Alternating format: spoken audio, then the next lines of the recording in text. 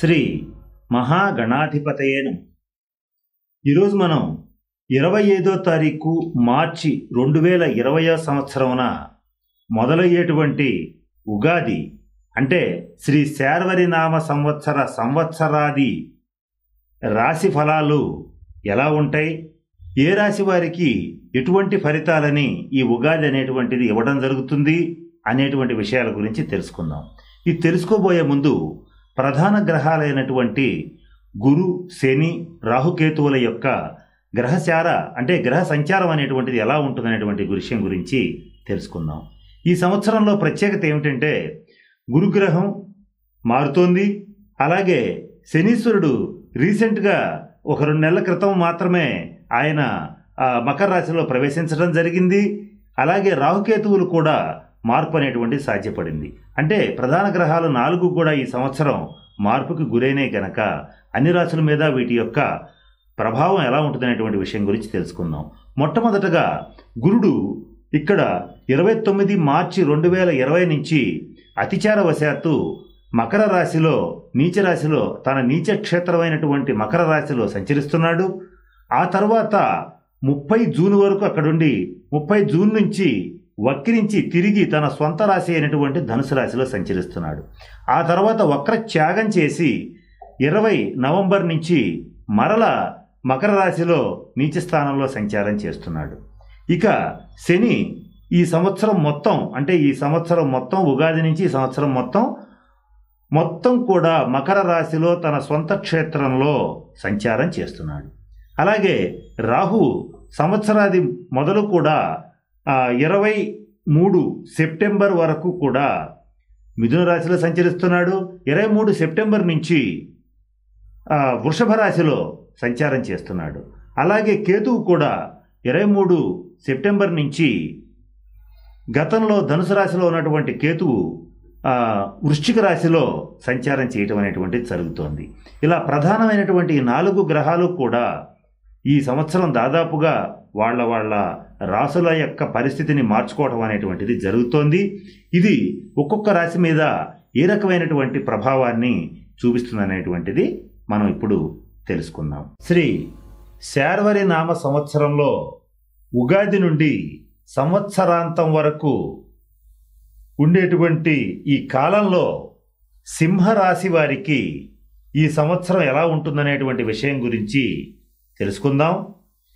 ఈ సింహరాశి వారికి ఈ సంవత్సరంలో ముఖ్యంగా చెప్పాలంటే ఈ గురు, శని, రాహుకేతువుల యొక్క సంచారం, సూర్యచంద్ర గ్రహణాలు, గురు శుక్ర మోక్షాలు ప్రధానమైనటువంటి ఫలితాలను నిర్దేశిస్తున్నాయి. సింహరాశి అనగానే మనకి మఖా నక్షత్రం 1, 2, 3, 4 పాదాలు, పుబ్బా నక్షత్రం 1, 2, 3, 4 పాదాలు, ఉత్తరా నక్షత్రం ప్రథమ పాదం వరకు ఉన్నటువంటి దాన్ని మనం సింహరాశి కింద పరిగణిస్తాం.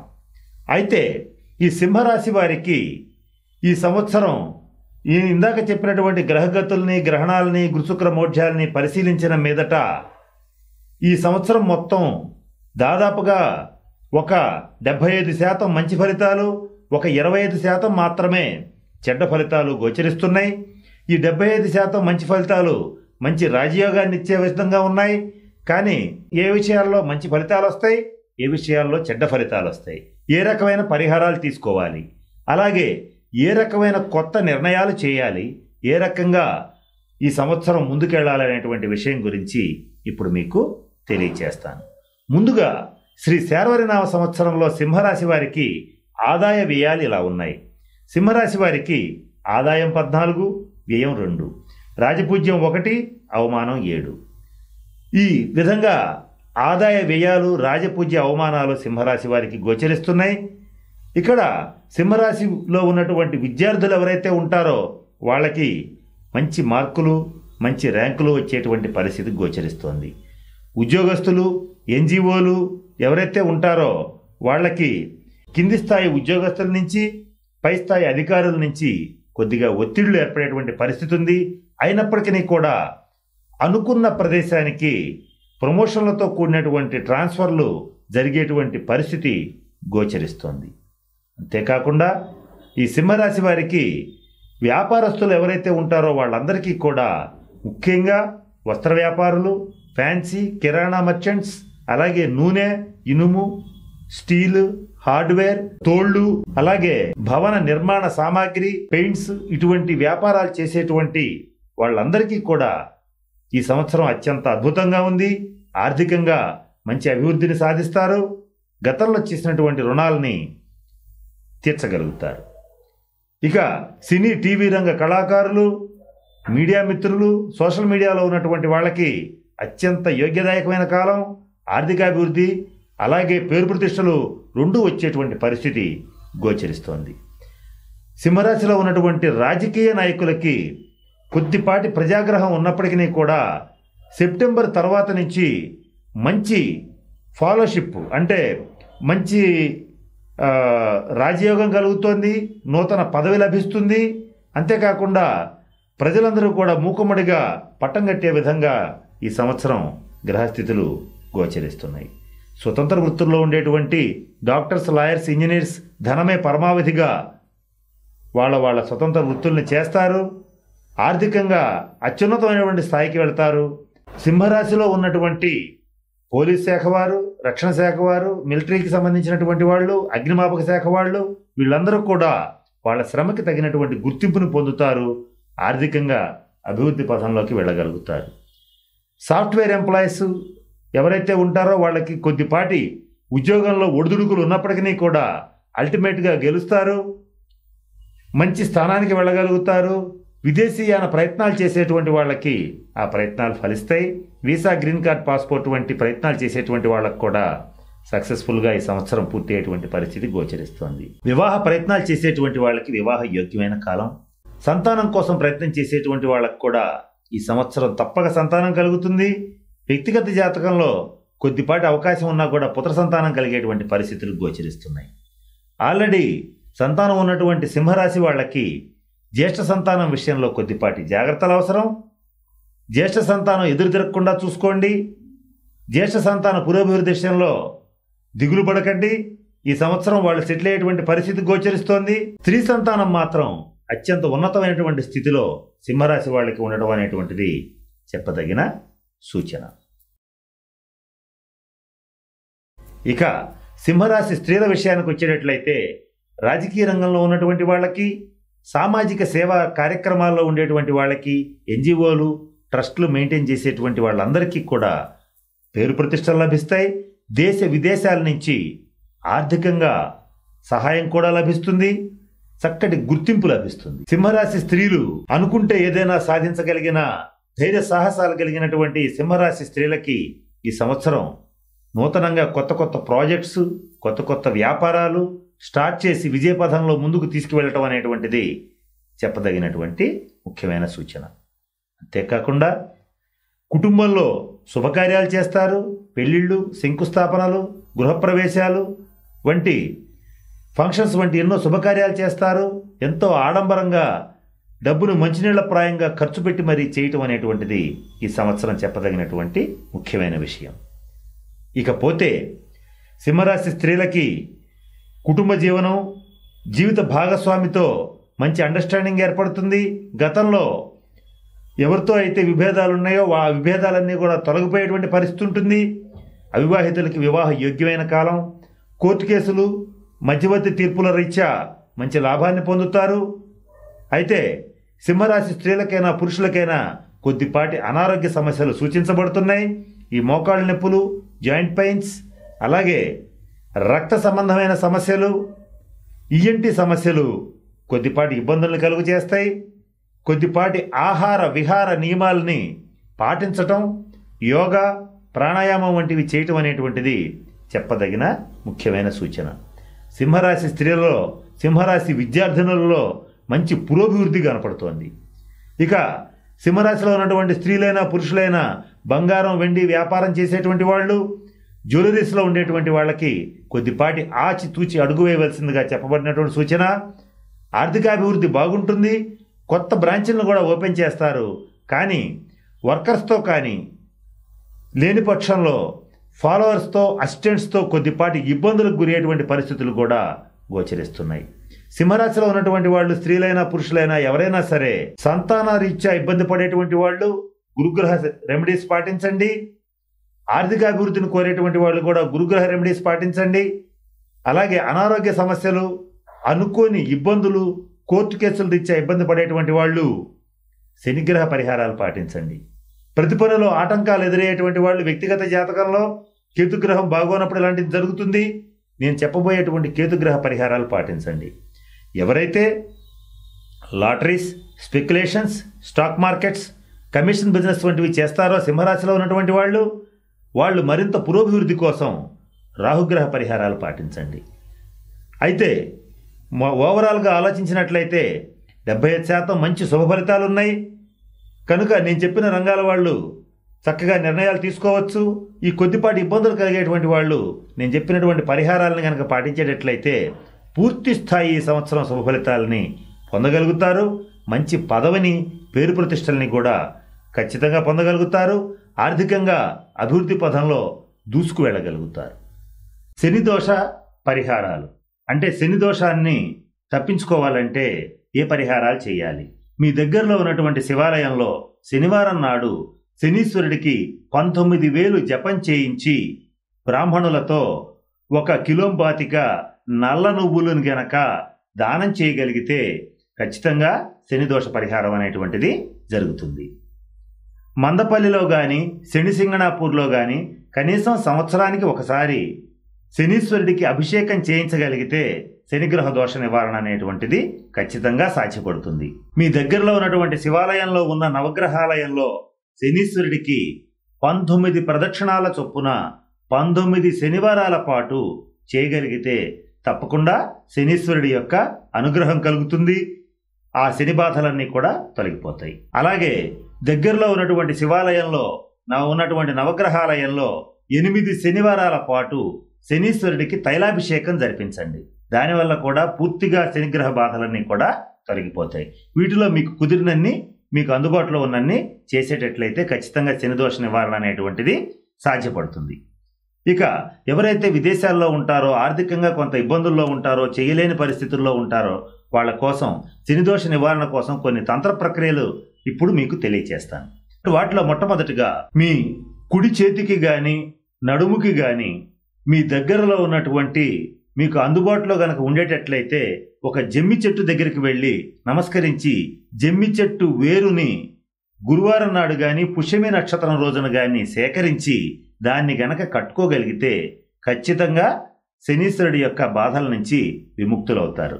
ఇక రెండవది, నల్ల నువ్వులు తీసుకుని పారేటువంటి నదిలో కానీ మీ దగ్గరలో ఉన్నటువంటి ప్రవహించే నీటిలో గనక జలచరాలకు అంటే చేపలు, తాబేళ్లు ఉండేటువంటి అంటే జలచరాలంటే జలంలో నివసించేటువంటి జీవాలకి గనక ఆహారంగా వేయగలిగితే తప్పకుండా శనిగ్రహ దోష నివారణ జరుగుతుంది. అలాగే మీకు దగ్గరలో ఉన్నటువంటి నల్ల కుక్కలకి లేదా కనీసం కుక్కలకి రొట్టెలు కనుక తినిపించగలిగితే కాలభైరవ స్వరూపమైనటువంటి కుక్కకి ఆహారం తినిపించడం ద్వారా తప్పకుండా శనిదోష నివారణ అనేటువంటిది జరుగుతుంది.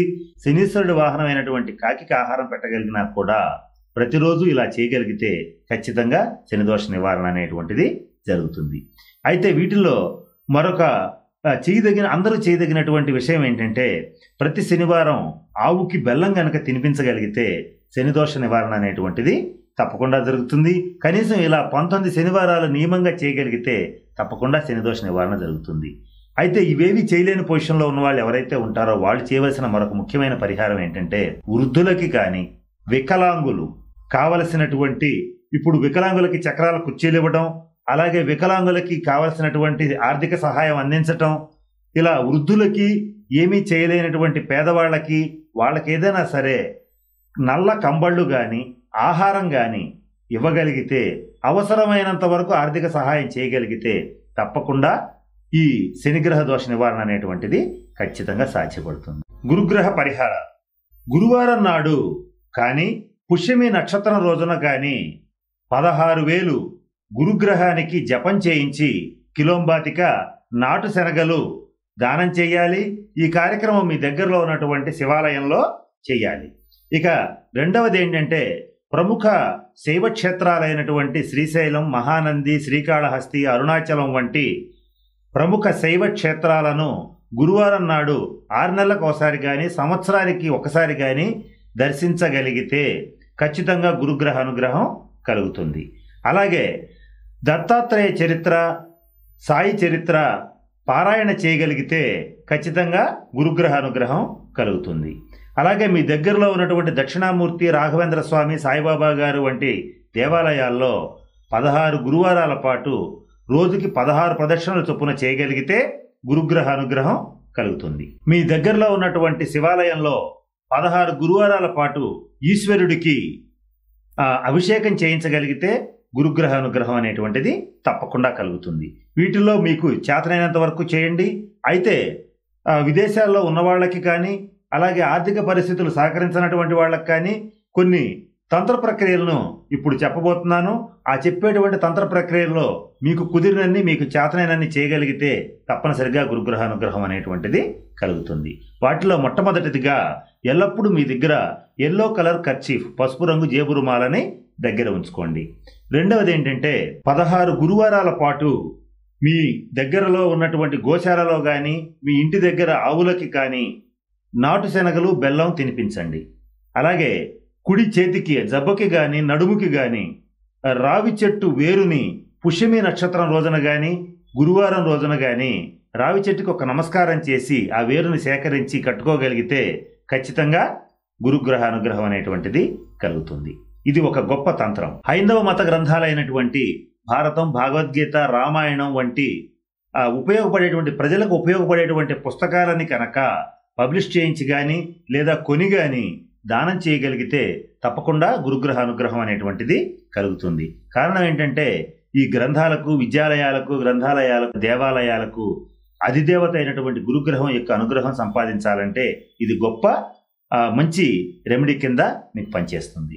మీకు తెలిసినటువంటి ఒక 16 మంది పేద విద్యార్థులకి పరీక్ష ఫీజులు కట్టడం కానీ, అలాగే వాళ్ళ విద్యకి అవసరమైనటువంటి ఆర్థిక సహాయం అందించడం కానీ చేసేటట్లయితే గురుగ్రహ దోషాలన్నీ కూడా తొలగిపోతాయి. రాహుగ్రహ పరిహారాలు అంటే రాహుగ్రహ దోషంగా ఉన్నప్పుడు వాళ్ళు చేయవలసిన పరిహారాలు ఏంటో మీకు ఇప్పుడు తెలియజేస్తాను.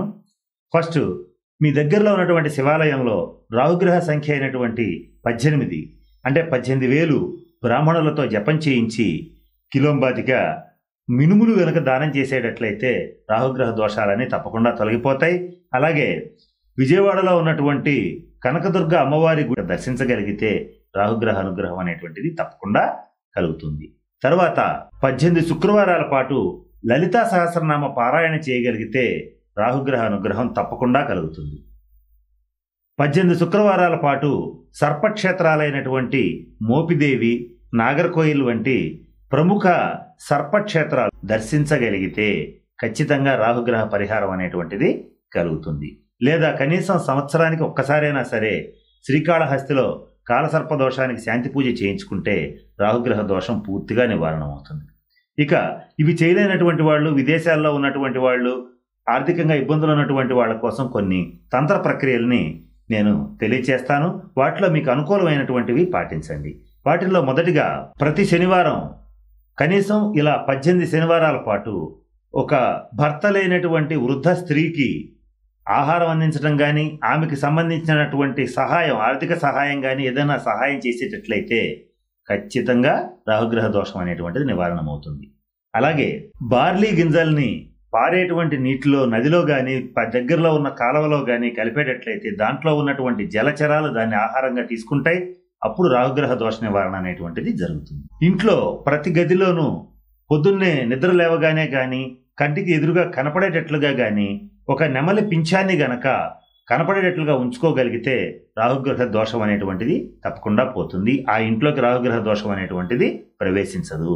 బూడిద గుమ్మడికాయని కానీ, నల్లటి వస్త్రాలని కానీ ఒక శనివారం పూట అర్హులైనటువంటి భర్తలైనటువంటి వృద్ధ స్త్రీలకి కానీ, లేని పక్షంలో అర్హులైనటువంటి పేద బ్రాహ్మణులకి కానీ, లేదంటే అర్హులైనటువంటి పేదవారికి కానీ దానం చేయగలిగితే ఖచ్చితంగా రాహుగ్రహ దోషం అనేటువంటిది పోతుంది. మరొక ముఖ్యమైన రెమెడీ ఏంటంటే, ఇది కొద్దిగా ఇబ్బందికరంగా ఉన్నప్పటికీ కూడా కుదిరితే గోమూత్రాన్ని సేకరించి కొంచెం తీసుకోగలిగితే మంచిది, తీసుకోలేకపోతే అంటే లోపలికి తీసుకోగలిగితే మంచిది. ఒకవేళ తీసుకోలేకపోతే కనీసం శిరస్సును చల్లుకునేటట్లయితే ఖచ్చితంగా రాహుగ్రహ దోషం అనేటువంటిది పోతుంది. అలాగే ఒక 18 గురువారాల పాటు ఆవులకి మినుములు తినిపించగలిగితే ఖచ్చితంగా ఈ రాహుగ్రహ దోషం అనేటువంటి తప్పకుండా తొలగిపోతుంది. ఈ పరిహారాల్లో మీకు చేతనైనంత వరకు చేసి రాహుగ్రహ దోషాన్ని నుంచి బయటపడటం అనేటువంటిది చెప్పదగిన సూచన. కేతుగ్రహ పరిహారాలు అంటే కేతుగ్రహం యొక్క దోషం ఉండేటట్లయితే ఆ పరిహారాలు ఏ పరిహారాలు చేసుకోవాలనేటువంటి విషయం గురించి మీకు తెలియజేస్తాను. వాటిలో మొట్టమొదటిగా 7000 జప సంఖ్య మీ దగ్గరలో ఉన్నటువంటి శివాలయంలో బ్రాహ్మణులతో చేయించి కిలోంబాటికి ఉరవలు గనక దానం చేయగలిగితే కేతుగ్రహ దోషం తొలగిపోతుంది. అలాగే సర్పక్షేత్రాలైనటువంటి మోపిదేవి, కుక్కి సుబ్రహ్మణ్య దేవాలయం, అలాగే నాగర్కోయిల్ వంటి ప్రముఖ సర్పక్షేత్రాలని సంవత్సరానికి ఒకసారి దర్శించండి. లేదా సంవత్సరానికి ఒకసారి కాళహస్తిలో కాలసర్ప దోషానికి శాంతి పూజ చేయించినట్లయితే కేతుగ్రహ దోషం సంపూర్తిగా తొలగిపోతుంది. అలాగే కాణిపాకం వంటి ప్రముఖ గణపతి దేవాలయాల్ని సంవత్సరానికి ఒక్కసారి దర్శించగలిగితే తప్పకుండా కేతుగ్రహ దోషం అనేటువంటిది పూర్తిగా వెళ్ళిపోతుంది. అలాగే ఇది చేయలేని వాళ్ళు మీ దగ్గరలో ఉన్నటువంటి శివాలయంలో 7 బుధవారాల పాటు గరికెతో గణపతిని గనక పూజించగలిగితే కేతుగ్రహ దోషం సమూలంగా తుడిచిపెట్టుకుపోతుంది. ఇలా పూజలు చేయలేనటువంటి పరిస్థితి ఉన్నవాళ్ళు అంటే విదేశాల్లో ఉన్నవాళ్ళు కానీ, అలాగే స్వదేశంలో ఉన్నా కూడా ఆర్థిక స్తోమత సహకరించినటువంటి వాళ్ళు కానీ, అనేక కారణాల రీత్యా ఈ పైన పరిహారాలు చేయలేనటువంటి వాళ్ళకి కొన్ని తంత్ర ప్రక్రియలని ఇప్పుడు చెప్తాను. వాటిలో మీకు చేతనైన చేసి కేతుగ్రహ దోషం నుంచి బయటపడండి. వాటిల్లో మొట్టమొదటిగా నల్ల కుక్కలకి ఆహారం తినిపించండి. ఒకవేళ నల్ల కుక్కలు దొరకకపోయినా కనీసం కుక్కలకి ఆహారం తినిపించేటట్లయితే కేతుగ్రహ దోషం అనేటువంటిది పోతుంది. అలాగే మరొక ముఖ్యమైన రెమెడీ ఏంటంటే ఇంటిలో కంచు పాత్రలు వాడండి. అలాగే కేతుగ్రహ బాధల నుంచి బయటపడాలనుకునేటువంటి వాళ్ళు ఇంట్లో ఉన్నటువంటి విరిగిపోయిన కుర్చీలు, పగిలిపోయిన బల్లలు ఇవన్నీ కూడా అనవసరంగా దాచిపెట్టి మచ్చు బలాల మీద పెట్టకుండా వాటన్నింటినీ కనుక తీసేయగలిగితే కేతుగ్రహ బాధలన్నీ కూడా తొలగిపోతాయి. ఇక మరొకటి ఏంటంటే రాత్రిపూట పాలలో కుంకుమ పువ్వును గనక కలిపి సేవించేటట్లయితే అంటే తాగేటట్లయితే కేతుగ్రహ బాధలు తొలగిపోతాయి. తర్వాత మీ దగ్గరలో ఉండేటువంటి దేవాలయాల్లో ఎవరైతే పేదవాళ్ళు ఉంటారో అట్లాగే బిచ్చగాళ్ళు ఉంటారో వాళ్ళకి కంబళ్ళు అంటే దుప్పట్లు గనక దానం చేయగలిగితే ఖచ్చితంగా కేతుగ్రహ దోషం అనేటువంటిది పోతుంది. స్వస్తి. ఈ వీడియో కానీ మీకు నచ్చినట్లయితే లైక్, కామెంట్, షేర్ చేయండి. మరిన్ని అప్డేట్స్ కోసం సబ్స్క్రైబ్ చేయండి.